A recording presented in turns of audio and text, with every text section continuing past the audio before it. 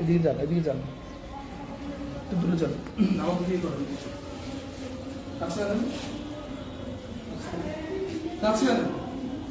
আসসালামু আলাইকুম ওয়া রাহমাতুল্লাহি ওয়া বারাকাতুহু।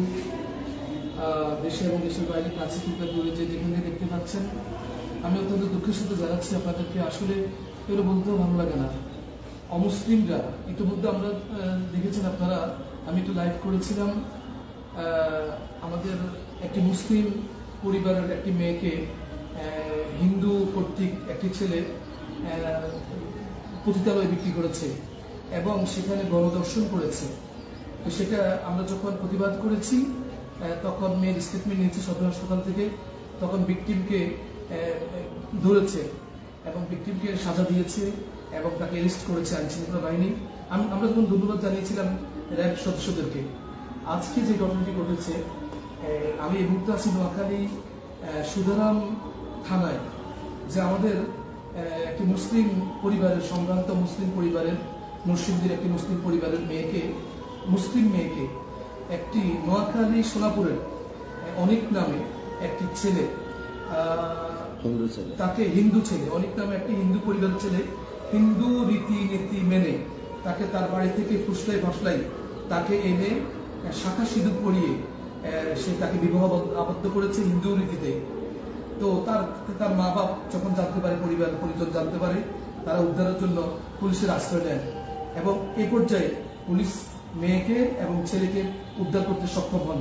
আমরা তাদের পরিবার থেকে ব্যাপারটা জানবো, এটা কি মেয়ে স্বেচ্ছায় আসছে বা মেয়ের ইচ্ছা ছিল কিনা, নাকি ছেলে তাকে এনে হিন্দু রীতিতে তাকে বিয়ে করতে বাধ্য করেছে, একটু যদি বলতেন। আপনারা কি জানেন একটু বলেন।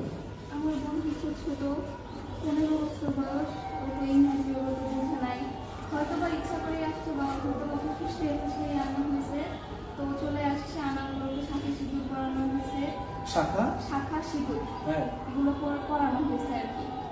তো পরানোর পর এভাবে বিয়ে শাদী করে ওরা বলে, তো এই জায়গায় কোনো রেজিস্ট্রেশন বা কোনো কিছু নাই।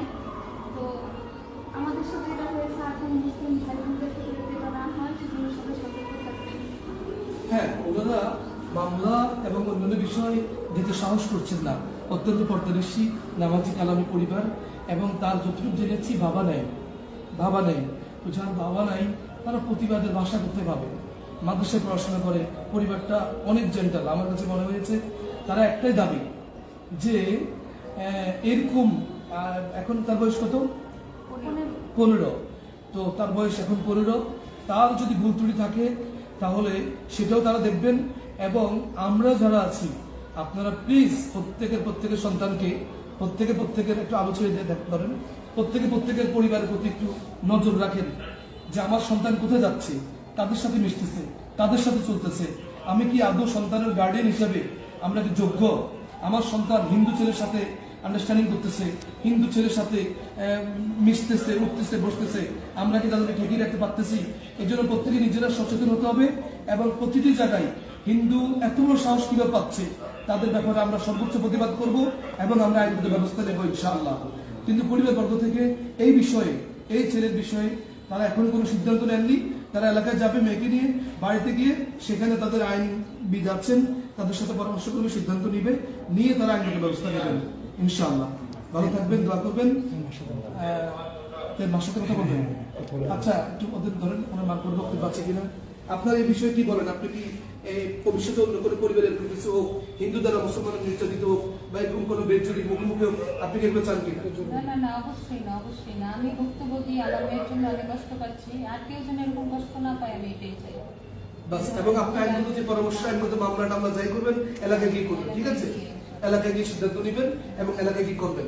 সবাই ভালো থাকবেন, সুস্থ থাকবেন, সুন্দর থাকবেন। এবং এরকম প্রতিটি জায়গা থেকে প্রতিবাদের ভাষা গড়ে উঠতে হবে যে হিন্দু কর্তৃক মুসলমানদের উপর নীরবে নিবৃত্তে তারা যেই কৌশলে স্কিমগুলো চালিয়েছে, মুসলমানদের পরিবারগুলোকে নিয়ে মেয়েদেরকে কনভিন্স করে তারা বিয়ে করবে, আমরা বারবার বলার চেষ্টা করতেছি, এটা তাদের মাস্টার মাইন্ড।